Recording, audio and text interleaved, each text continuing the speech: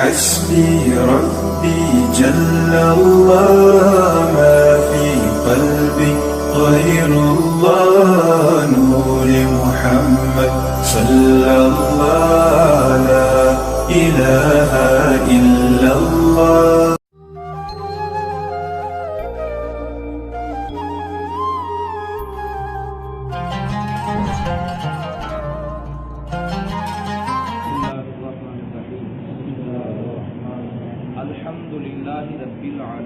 الحمد لله رب العالمين الرحمن الرحيم الرحمن الرحيم مالك يوم الدين مالك يوم الدين إياك نعبد إياك نستعين وإياك نستعين اهدنا الصراط المستقيم اهدنا الصراط المستقيم صراط الذين أنعمت عليهم غير المغضوب عليهم ولا الضالين آمين.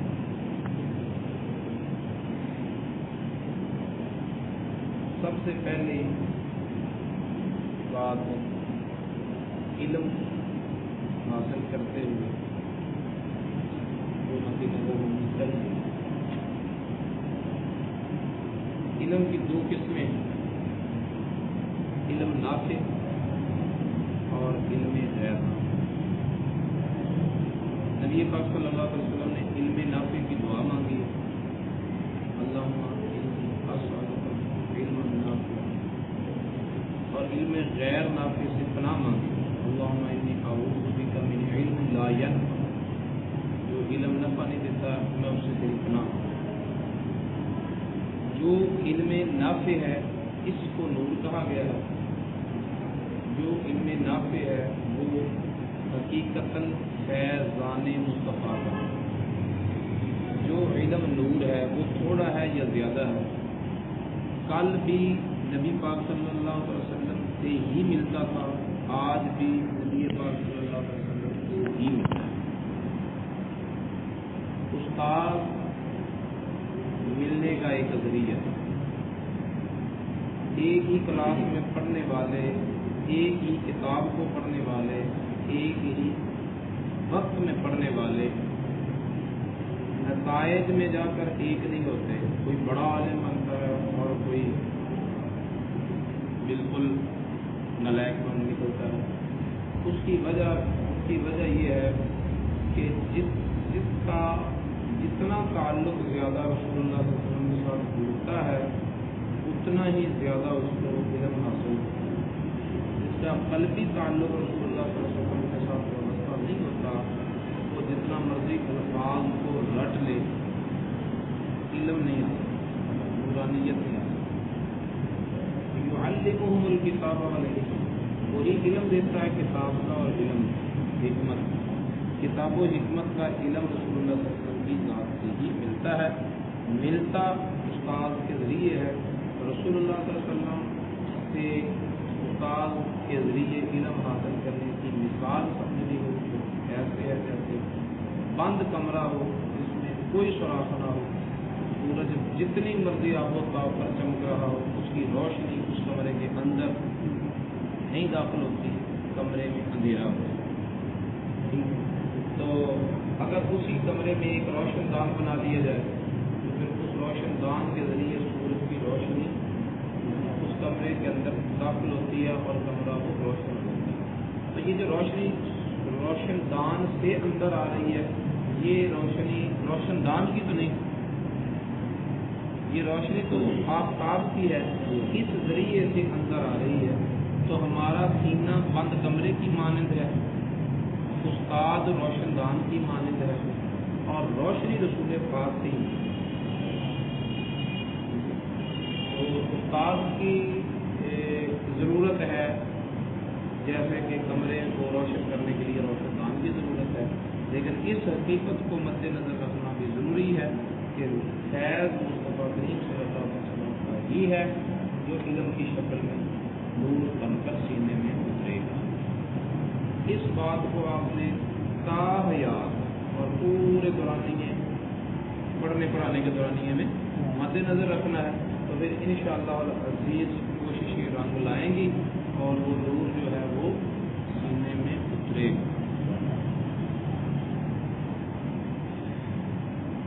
سورہ الفاتحہ سے آغاز ہے قرآن پاک کا ترتیب مصحف کے اعتبار سے۔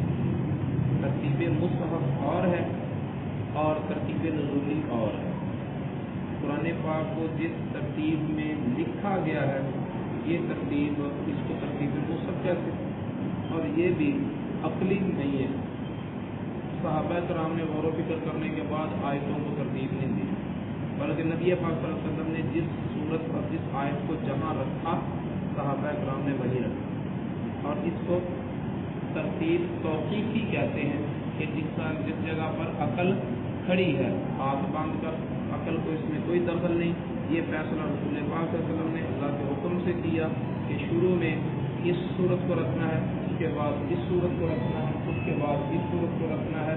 تو یہ سارے کے سارے ترتیبیں جو ہیں قرآن پاک کی صورتوں کی ترتیب یہ نبی پاک صلی اللہ علیہ وسلم کے حکم سے ہی ہوئی ہے، ٹھیک ہے۔ اور صورتوں کے نام بھی نبی پاک صلی اللہ علیہ وسلم کے حکم سے ہی، یہ بھی توقیفی، یہ بھی عقلاً نہیں رکھے گئے، ٹھیک ہے۔ یہ اس میں گائے کا ذکر ہے تو چلو اس کا نام بصرہ رکھ دیا، تو جس میں نوح علیہ السلام کا ذکر ہے تو اس کا نام نوح رکھ دیا۔ تو یہ مناسبتیں لے کر صورتوں کے نام نہیں رکھے گئے، بلکہ ان صورتوں کے نام بھی اللہ رب العزت کے حکم سے نبی پاک صلی اللہ علیہ وسلم نے صحابہ کرام کو بتائے ہیں، اور یہ بھی غیر عقلی توقیفی۔ سورہ فاتحہ کا نزول 2 مرتبہ ہوا ہے، مکہ میں بھی ہوا ہے، مدینہ میں بھی ہوا ہے۔ اس کو مکی صورتوں میں بھی شمار کیا جاتا ہے، مدنی صورتوں میں بھی شمار کیا جاتا ہے۔ یہاں پر انہوں نے مکیہ لکھا ہے، مفسرین نے اس بات کی وضاحت کی ہے کہ سورہ فاتحہ جو ہے وہ مکی بھی ہے اور مدنی بھی ہے۔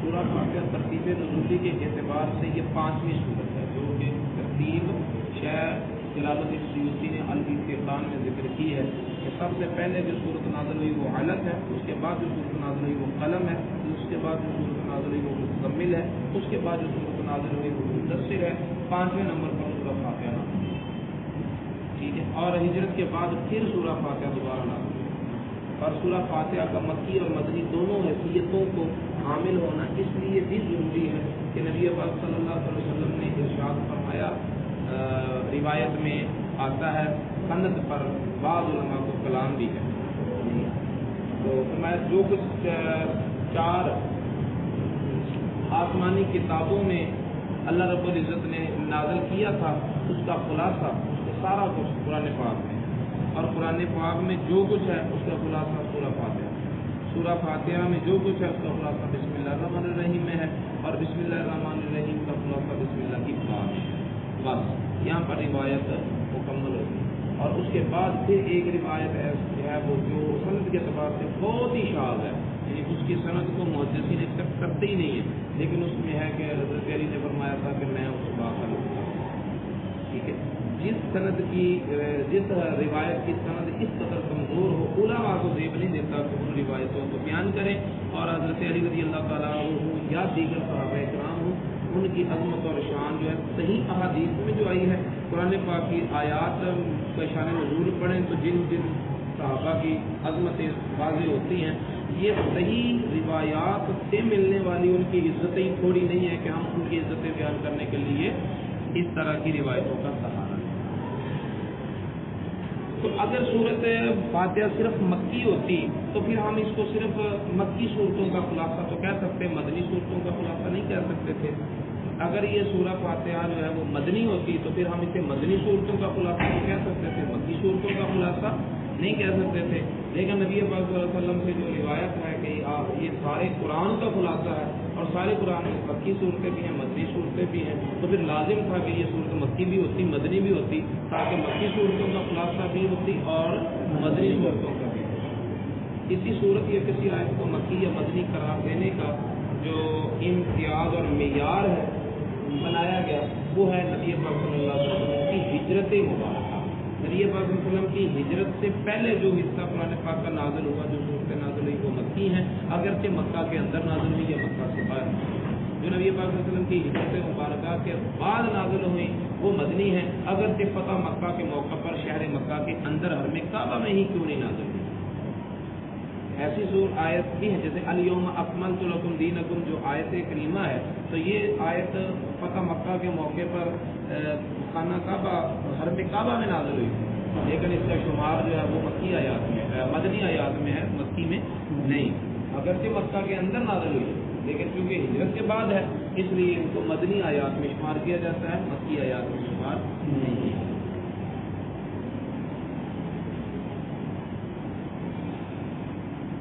بسم اللہ الرحمن الرحیم، اللہ کے نام سے شروع جو بڑا ہی مہربان ہمیشہ رہتا ہے۔ وا حرف جار اس میں جار ہے اور یہ اصل میں اس کا حقیقی معنی اتصال ہے، ملانا، اور پھر اس کے مجازی معنی بھی ہیں۔ حقیقی معنی اس کا یہ ہے اتصال، یعنی ایک چیز کا دوسری چیز کے ساتھ ملا ہوا ہونا، یہ با بیان کرتی ہے۔ جیسے مرتو بے زید، میں زید کے پاس سے گزرا، یعنی میرا گزرنا زید کے پاس ملا ہوا ہے۔ اسی طرح یہاں بسم اللہ الرحمن الرحیم، بسم اللہ یعنی میرا آواز اللہ کے نام کے ساتھ ملا ہوا ہے۔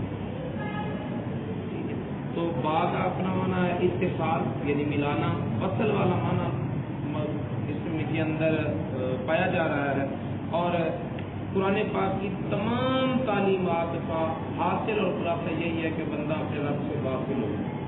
اسی لیے یہ کہا گیا تھا کہ جو کچھ سارے قرآن میں ہے فاتحہ میں، جو فاتحہ میں ہے بسم اللہ میں، جو سارا بسم اللہ میں وہ با میں ہے، کیونکہ با کا معنی ہے اتصال، اور مقصد بھی قرآن پاک کی تعلیمات کا ہے بندے کا اپنے رب کے ساتھ وصال۔ اللہ کے نام سے شروع جو بڑا ہی مہربان نہایت رحم کرنے والا، بڑا ہی مہربان نہایت رحم کرنے والا، بعض نے اس کا ترجمہ کیا بڑا ہی مہربان ہمیشہ رحم کرنے والا۔ دونوں میں فرق یہ ہے کہ بعض نے رحمان کو بھی صفت اس میں مبالغہ کا صیغہ لیا ہے اور رحیم کو بھی اس میں مبالغہ کا صیغہ۔ اس میں مبالغہ فعیل کے وزن پر بھی آتا ہے اور فعیل کے وزن پر صفت مشبہ بھی آتا ہے، فعیل کے وزن پر بعض اس میں فاعل بھی آتا ہے، فعیل کے وزن پر کبھی کبھی اس میں مفعول بھی آتا ہے۔ تو یہاں پر رحیم جو ہے یہ دو، اس کی نہ تو فاعلی صورت ہے نہ ہی مفعولی صورت ہے، دو ہی مفعول کیے گئے ہیں۔ بعض نے کہا یہ صفت مشبہ کا صیغہ ہے، بعض نے کہا یہ اس میں مبالغہ کا۔ جنہوں نے کہا ہے کہ یہ رحمان فعلان کے وزن پر اس میں مبالغہ ہے، رحیم فعیل کے وزن پر بھی اس میں مبالغہ ہی ہے، تو انہوں نے بھی اس کا ترجمہ یہ کیا ہے کہ جو بڑا ہی مہربان نہایت رحم کرنے والا ہے، دونوں میں مبالغہ والا معنی ہی ملحوظ ہے۔ اور جنہوں نے یہ ترجمہ کیا ہمیشہ رحم کرنے والا، تو انہوں نے اس کو رحیم فعیل کے وزن پر صفت مشبہ کا معنی لیا ہے، کیونکہ صفت مشبہ کے اندر مصدری معنی جو ہوتا ہے وہ بطور حدوث پایا جاتا ہے، اس میں فاعل میں وہی مصدری معنی جو ہے وہ بطور حدوث پایا جاتا ہے۔ حدوث کا مطلب ہے کہ کوئی کام ہوا اور بس ختم ہو گیا، اور ثبوت کا مطلب یہ ہوا اور وہ پھر ہوتا رہا اور اس کا ہونا جو ہے وہ برقرار رہا، اس کو بطور ثبوت کہتے ہیں، اور جو کام ہو اور ہونے کے بعد ختم ہو جائے اسے بطور حدوث کہتے ہیں۔ الحمدللہ رب العالمین، اللہ تمام تعریفیں اللہ کے لیے ہیں جو سارے جہانوں کا پالنے والا ہے۔ تمام کا معنی الف لام سے ہے، الف لام جنس کے لیے ہے، اس لیے تمام تعریفیں۔ بعض نے اس کو جنسی لیا تو اس کا معنی جن سے حمد، اور جن سے حمد کے نیچے حمد کی ساری انواع و اقسام آ گئی کہ ہر طرح کی حمد، ہر حمد، ہر طرح کی حمد۔ پھر اس پر سوالات کا سلسلہ شروع ہم نے کرنا کوئی نہیں، لیکن ہے کہ ہر طرح کی حمد کا مطلب ہے اگر میں کسی کی تعریف کرتا ہوں تو یہ تو قاری شہزاد کی تعریف ہوئی، قاری شہزاد کی تعریف کرتا ہوں تو قاری شہزاد کی تعریف ہوئی، موبائل کی تعریف کرتا ہوں تو وہ موبائل کی تعریف ہوئی، تو ہے تعریف، لیکن یہ موبائل کی ہے، قاری شہزاد کی ہے، اللہ کی، اس کو ہم اللہ کی تعریف کہتے ہیں۔ جبکہ ترجمہ یہ کیا کہ تمام تعریفیں، تمام تعریفوں میں جو بندوں کی تعریفیں ہیں یہ تمام تعریفوں میں نہیں آتی، جن کی تعریف میں تو ہے، تعریف کی ایک جنس تو ہے نا، تعریف کی ایک قسم تو ہے۔ تو جب یہ کہا کہ تمام تعریفیں، تو تمام تعریفوں میں تو ساری تعریفیں آتی ہیں، تو ساری تعریفیں جو ہے وہ تو بندوں کی بھی ہوتی ہیں، چیزوں کی بھی ہوتی ہیں، ٹھیک۔ اس کے جواب میں علماء نے کہا کہ اصل میں بات یہ ہے کہ کوئی بھی شے بالاستقلال نہیں، کوئی بھی چیز اپنے آپ نہیں کرتی ہے، اللہ تعالیٰ کے بنانے سے بنتی ہے۔ اور جب کسی بنی ہوئی چیز کی تعریف کرتے ہیں تو وہ اصل میں بنانے والے کی تعریف ہے۔ تو اس میں پھر یہ بات بھی آ گئی کہ داتا صاحب کی تعریف بھی اللہ تعالیٰ کی، خواجہ صاحب کی تعریف اللہ تعالیٰ کی، بزرگان دین کی تعریف ہے اللہ تعالیٰ کی تعریف۔ کیوں؟ اس لیے کہ ان کی اپنے آپ تو نہیں بن گئے، ان بنانے والے نے بنائے، ان کی تعریف کریں گے تو بنانے والے کی تعریف۔ الحمدللہ رب العالمین، تمام تعریفیں اللہ کے لیے، سارے جہانوں کا خالق۔ یہ قرآن اپنے پڑھنے والے کو پہلے سبق میں ہی ایک اتنا وسیع تصور دیتا ہے کہ جس کو ہم نے اللہ مانا ہے، جس کو ہم نے رب مانا ہے، وہ کوئی چھوٹی سی ذات نہیں، بے شمار جہان ہے اور سارے جہانوں کو چلانے والا ہے۔ جب ہم اتنا بڑا نظریہ رکھتے ہیں اس کے بارے میں تو پھر ظاہر ہے کہ اتنی بڑی ذات کے ساتھ تعلق رکھنے والا اپنے آپ کو چھوٹا تو نہیں سمجھ سکتا۔ گویا کہ اللہ رب العزت کی ربوبیت اور اللہ تعالیٰ کی عظمتوں کا تصور دے کر قرآن نے تجھے عظمتوں کی طرف کھینچنا شروع کر دیا۔ جس بندے دی اٹھنا بہنا پڑے میرانہ لوگوں کے نال ہو، ظاہر ہے کہ پھر وہ اس پوزیشن کی طرح نہ کرتا۔ ایک بندہ مزدوراں کے رہتا ہے تے مزدوری کرتا ہے، وہ حالات بھی لباس بھی وہ وجہ کرتا بھی وہی ہوئے گی۔ ایک بندہ جڑا ہے وہ MNA MP اٹھتا پہ وہ لوکیشن بھی اس دن مطابق ہی ہوئے گی، اس طرح نہیں۔ تو جب اللہ رب العزت نے اس کتاب نے اپنے پڑھنے والے کو سب سے پہلے یہ تصور دیا کہ تو نے اس کتاب کے ذریعے جس سے تعلق جوڑا ہے وہ سارے ایک علاقے کا MP نہیں، ایک خطے کا MP MNA نہیں بس، بلکہ وہ سارے جہانوں کا رب ہے۔ اتنی بڑی ذات کے ساتھ تیرا تعلق ہے۔ اب تیرا کردار، تیرا اٹھنا بیٹھنا، تیرا لباس، تیری وضع کرنا، تیری سوچ اور تیرے معاملات جو ہے نا وہ عام لوگوں جیسے نہیں ہونے چاہیے۔ تیرا تعلق ایک بہت بڑی ذات کے ساتھ جڑا ہے۔ الرحمن الرحیم جو بڑا ہی مہربان، وہی مبالغے کا وزن، ہمیشہ رحم کرنے والا ہے، وہ سکہ مشبہ والا۔ مالک یوم، جو فیصلے کے دن کا مالک، فیصلے کے دن سے مراد قیامت کا دن ہے۔ اس میں تصور قیامت آ گیا، ذکر آخرت آ گئی، تصور الوہیت، ربوبیت اور اس کی رحمت کا تصور، یہ سارے اعتقاد اور تصور دینے کے بعد پھر اللہ تعالیٰ نے اب قیامت کا تصور دیا، کنسیپٹ دیا، کیونکہ یہ خلاصہ ہے نا سارے قرآن۔ تو یہ ہر موضوع کا عنوان جو ہے وہ دیا جا رہا ہے۔ یوں کہہ لیں کہ سارے قرآن کا جیسے کتاب کی فہرست ہوتی ہے نا، یہ سارے قرآن کی فہرست ہے سورہ پاک، اور پورے قرآن پاک کے جتنے مضامین ہیں ان کا خلاصہ اور ان کے بیسک عناوین جو ہے نا وہ اس سورت کے اندر پائے جاتے ہیں۔ ٹھیک ہے، اللہ رب العزت کے حمد و ثنا، ذکر، فکر، یہ سب حمد کے اندر آ گئے۔ اگر حمد کے معنی کی تشریح میں جاتے تو وہ ساری چیزیں اور روشن ہو جاتی۔ اور الوہیت اور الوہیت کے تقاضے جس میں وحدانیت بھی آتی ہے، کیونکہ اللہ ہے ہی وہ جو ایک ہے، یہ نام ہی کسی دوسرے کا نام کو نہیں ملا۔ ٹھیک ہے، اگر کسی نے کوئی جھوٹا خدا بنایا بھی ہے تو اس کا نام حکم رکھا، خود رکھا، یوز رکھا، اپنی اپنی مرضی کے اپنے اپنے نام رکھ لیے، اصحاب رکھا، نائلہ رکھا، لیکن کسی نے اپنے جھوٹے خدا کا نام اللہ نہیں رکھا۔ ٹھیک ہے، اسی لیے اللہ تعالیٰ نے قرآن میں العالم لہ سمیہ، تو نے کوئی اس کا ہم نام دیکھا ہے ہی نہیں۔ ٹھیک ہے، یہ اس کی وحدانیت اور توحید بھی لفظ اللہ میں ہی آ جاتی، رب العالمین میں اس کی ساری قدرتیں آ جاتی، العالمین میں اس کی مخلوقات آ جاتی، جیسے کہ آگے جا کر آنا ہے نا، زمین آسمان کا ذکر آنا ہے، آسمان و ستاروں کا ذکر آنا ہے، تو اس کا ٹائٹل العالمین میں آ گیا۔ الرحمن میں اس کی رحمت کی شدت آ گئی، مبالغہ رحمت کا، اور رحیم کے اندر اس کی رحمت کی ہمیشگی آ گئی، اور رحمت کی شدت یہاں دنیا میں ہے اور رحمت کی ہمیشگی آخرت میں ہوگی۔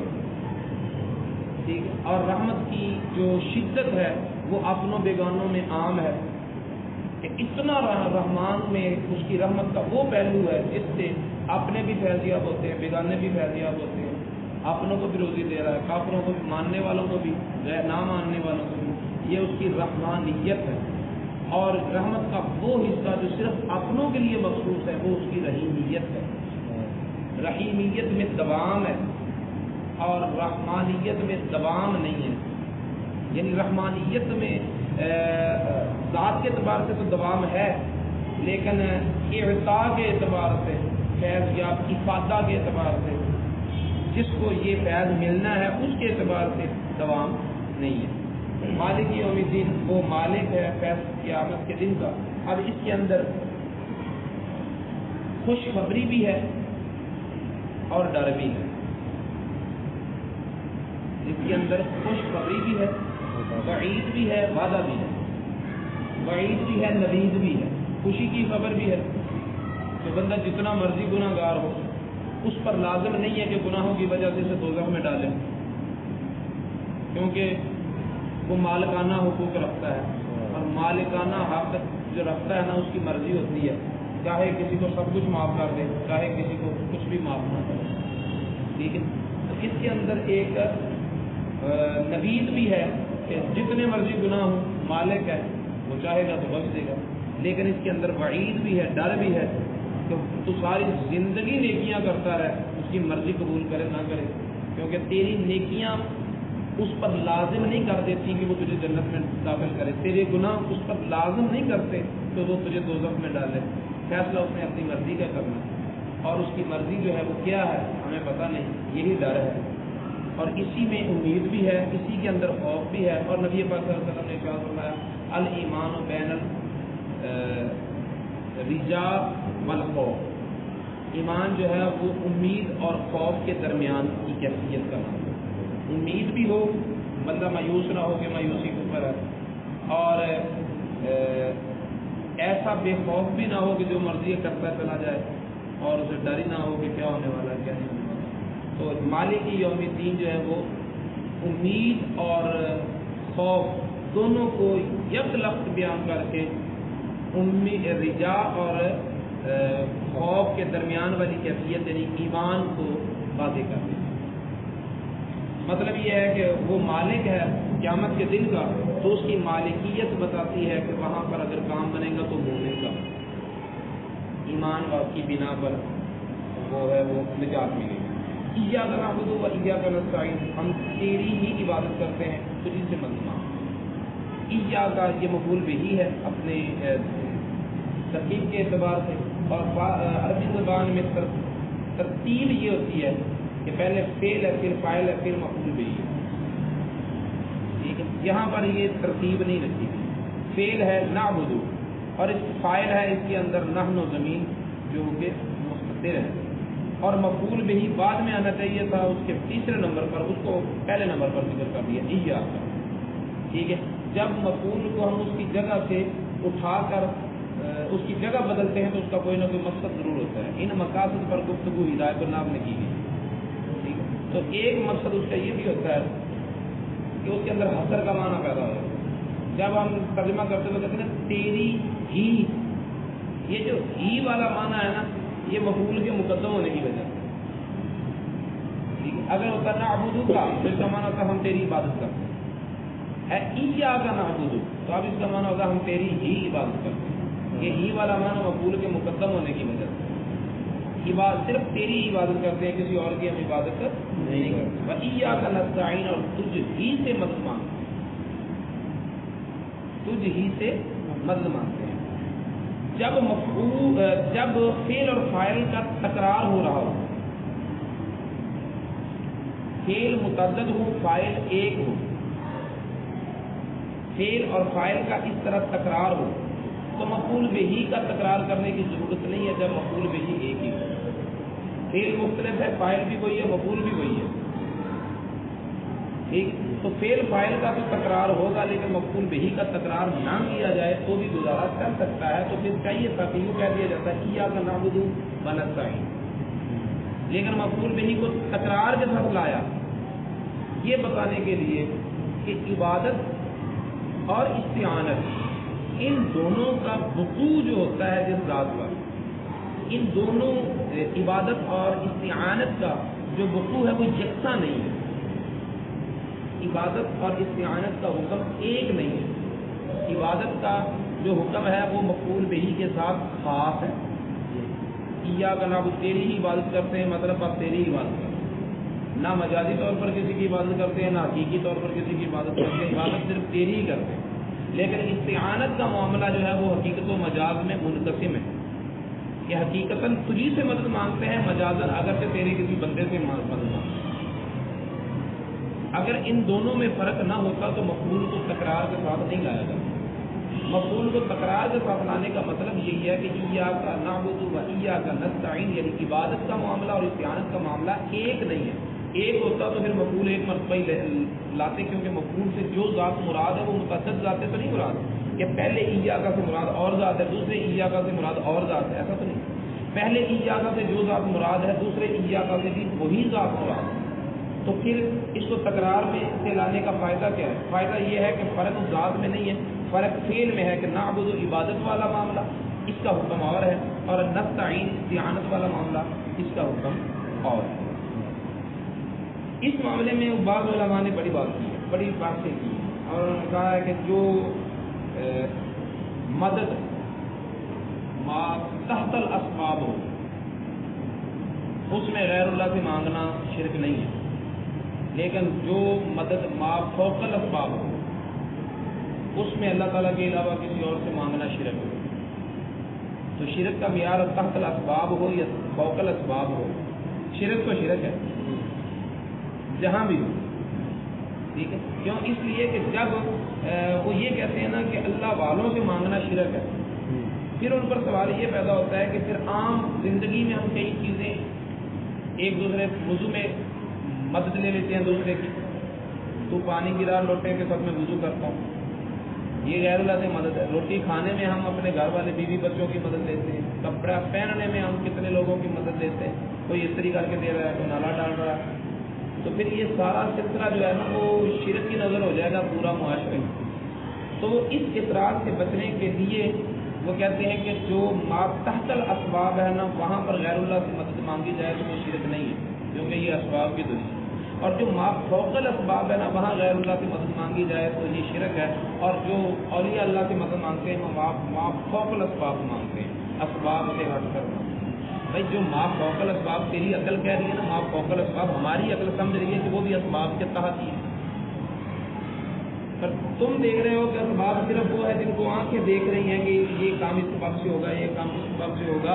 اور اسباب کی دنیا صرف ہماری آنکھوں کے مشاہدہ تک ہی تو نہیں ہے نا. اسباب تو وہ بھی ہیں جہاں ہماری آنکھیں نہیں جانتی. جیسے یہ ٹیلی فون جو ہے اس کی لہریں جو کام کرتی ہیں، جن کے ذریعے ایک دوسرے سے کنٹیکٹ ہوتا ہے، وہ ہماری عقل ہماری نظر تو نہیں دیکھ رہی ہوتی. تو پھر اس کو ہم تحت اسباب میں شامل کریں گے یا فوق اسباب میں شامل کریں گے؟ یعنی جن اعتراضوں سے بچنا چاہتے تھے وہ اعتراض تو پھر آ جائیں گے. تو اس لیے اسی بات کو مان لو نا کہ نعبد خاص ہے، حقیقی ہو یا مجازی ہو تو اللہ کے ساتھ ہے.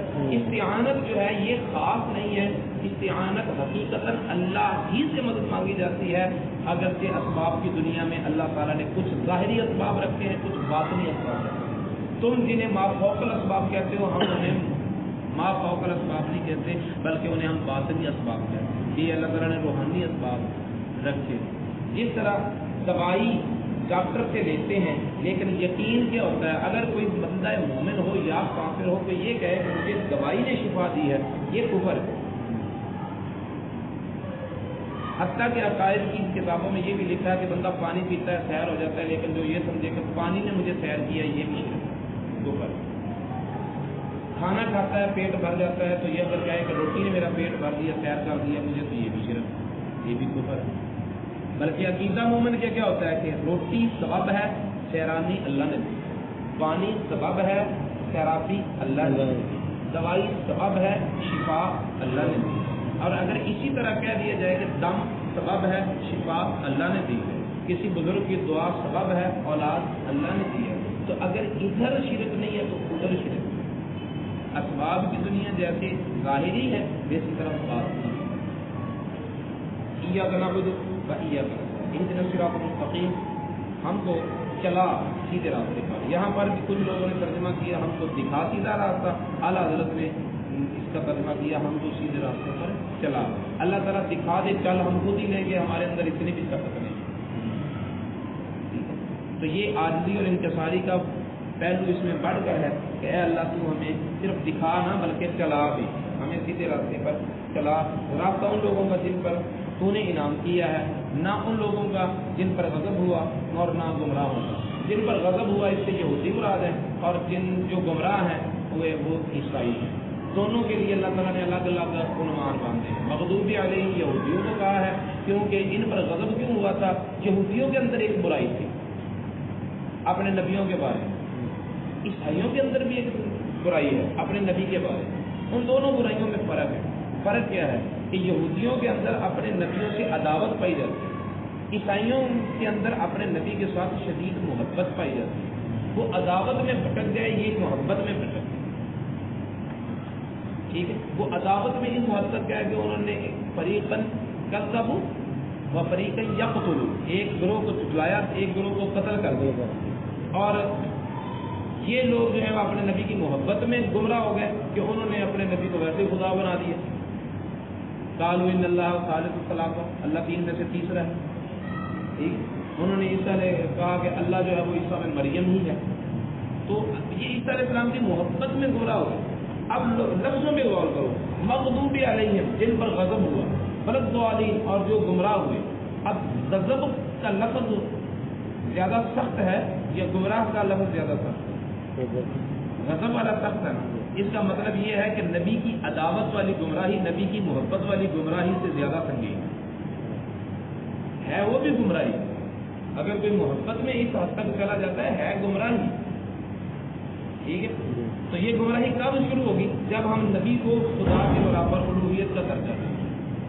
اور اگر ہم الوہیت کے درجے پر نہیں لے کے جاتے تو پھر جتنی بھی تعریف نبی کی جائے وہ ہمیں، جیسے کہ حضرت صاحب مسیح کا برقع، انہوں نے کہا تھا کہ وہ دعویٰ نہ کر جو عیسائیوں نے اپنے نبی کے بارے میں کیا، اور اس کے علاوہ جو بھی تو اپنے نبی کے بارے میں کہے گا تو ان کی شان سے کم ہی ہوگا، زیادہ نہیں ہوگا. اللہ تعالیٰ ہمیں قرآن پاک کے مزید نورانی جسموں سے نوازے. لفظ ترجمہ حسبي ربي جل الله ما في قلبي غير الله نور محمد صلى الله لا إله